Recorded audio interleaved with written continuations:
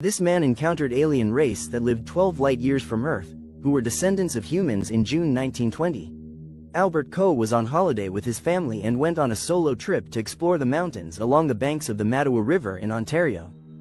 After exploring the river, he would meet his family to go canoeing. While he was having a great time alone on the river bank, he heard a voice screaming for help. He looked around but could not see anyone. Coe walked some yards toward the direction of the voice. Soon, he found a cleft, measuring 5 feet wide, situated diagonally in the direction of the river.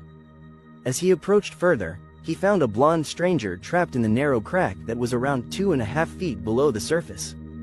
He was severely injured with only one arm free. Coe could not lift him only using his hands.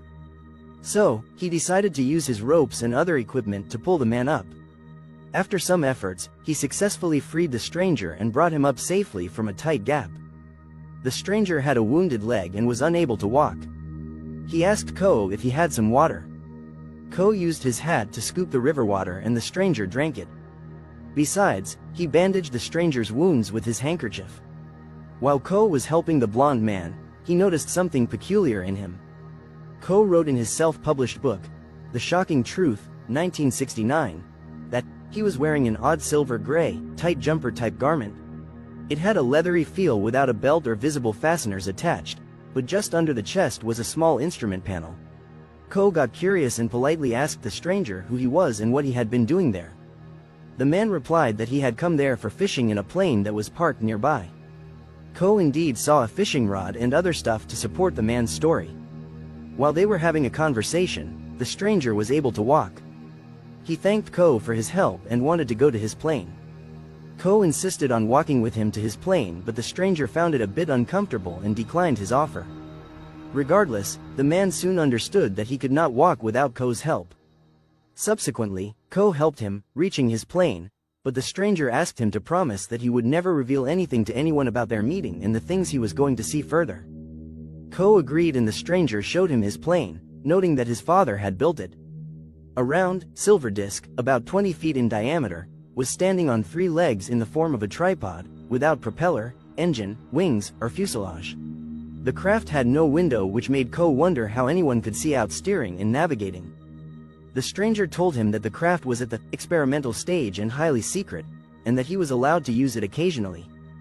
The underside of the craft, which was no more than 4 feet from the ground, was separated into 3 compartments, which were revealed when the stranger pressed a button that released a short ladder. Coe assisted him onto the ladder, and when told to do so, gave him a push upwards and into the vehicle. The stranger thanked Coe for his assistance and promised to meet him again in the future. Coe was instructed to step away from the craft during the liftoff, which he did. He described, "At first it gave off a low whistling sound, picked up speed mounting to a high-pitched whine, finally going above the audible capabilities of the ear. At that time, I experienced a throbbing sensation that was felt rather than heard. It seemed to compress me within myself. As it lifted a few feet above the ground, it paused with a slight fluttering.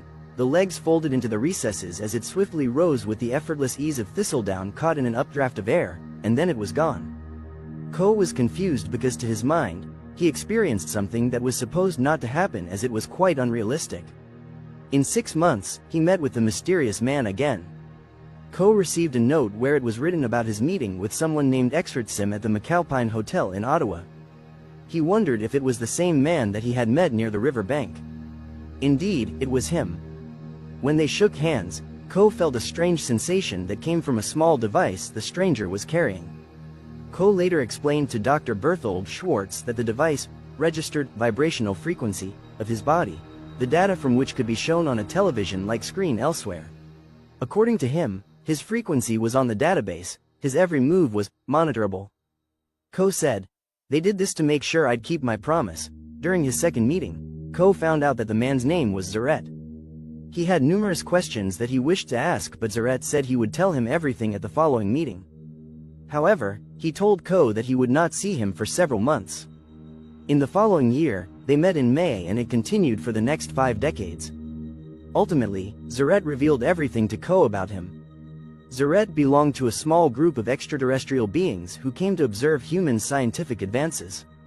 For Earthlings, he was pursuing his career in electronic engineering. The history of his people dates for thousands of years.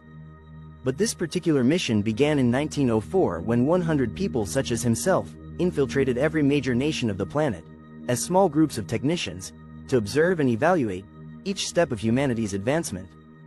In Earth's time standard, I am exactly 304 years older than you.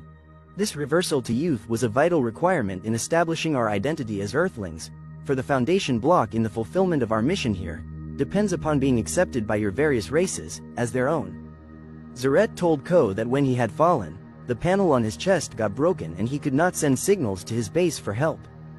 In further meetings, Coe learned in detail about Zaret's civilization.